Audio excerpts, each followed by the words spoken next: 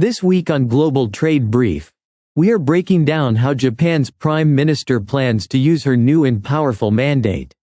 In the latest election, her coalition secured a supermajority in the lower house, opening a window for large-scale economic, constitutional, and foreign policy changes.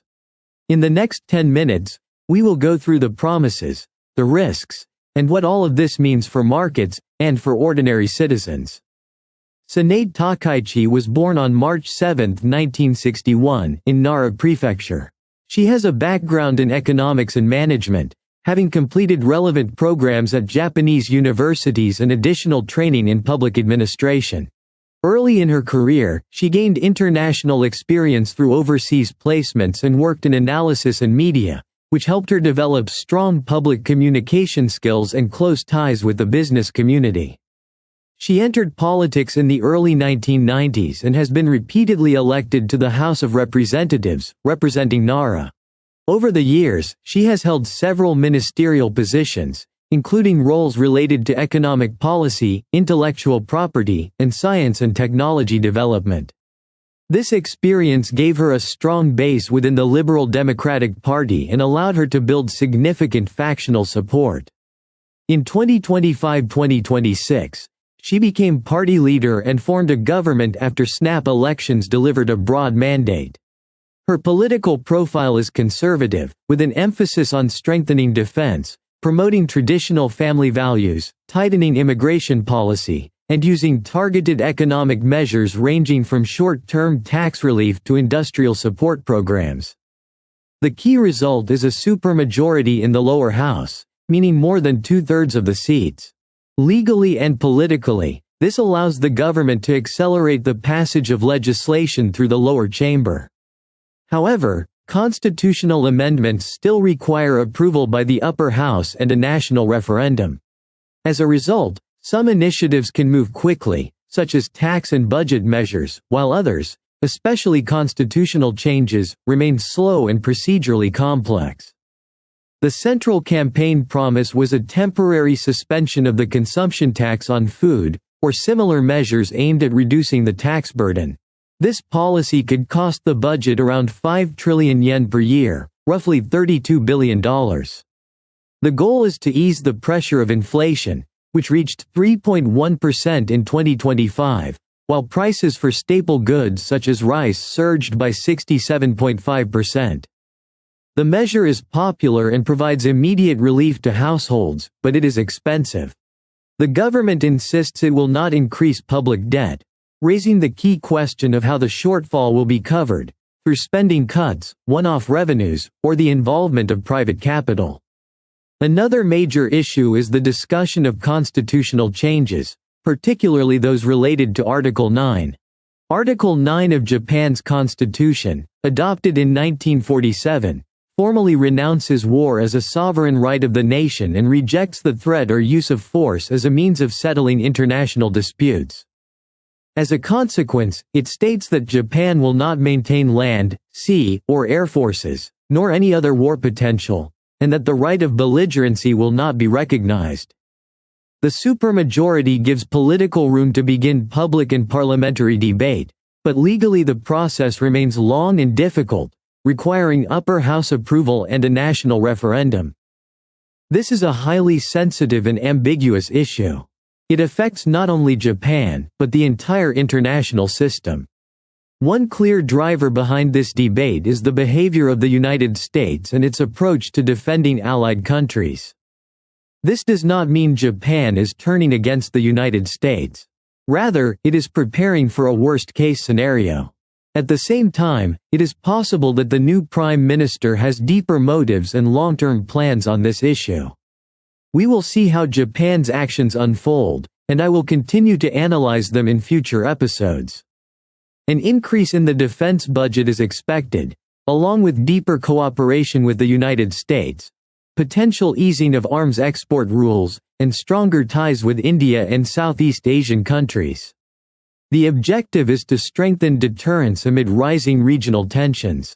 Analysts disagree on whether these steps will escalate tensions with China or simply rebalance the strategic environment.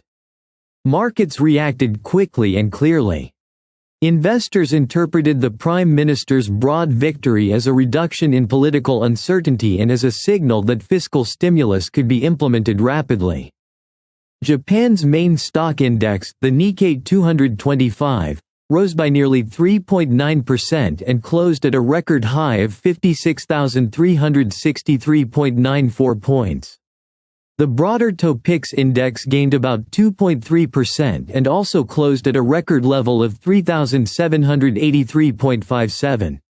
By sector, technology and industrial stocks led the rally, especially semiconductor equipment manufacturers, some of which saw gains of more than 10% in a single session. The bond market reaction was more complex. Long-term government bonds initially saw a sharp spike in yields. 30-year JGB yields jumped to around 3.62% before easing back, ending the session near 3.56%. 10-year yields rose by about 6 basis points to roughly 2.29%, while 2- and 5-year yields also increased, suggesting expectations of earlier monetary tightening or faster inflation. In currency markets, the yen showed high volatility. After an initial weakening, it reversed course following comments from government officials about monitoring exchange rate movements and the possibility of intervention. By the close, the dollar was trading at around 156 yen and 60 sen, with markets remaining highly sensitive to any signals from authorities. Domestically, the government is pursuing a conservative social agenda.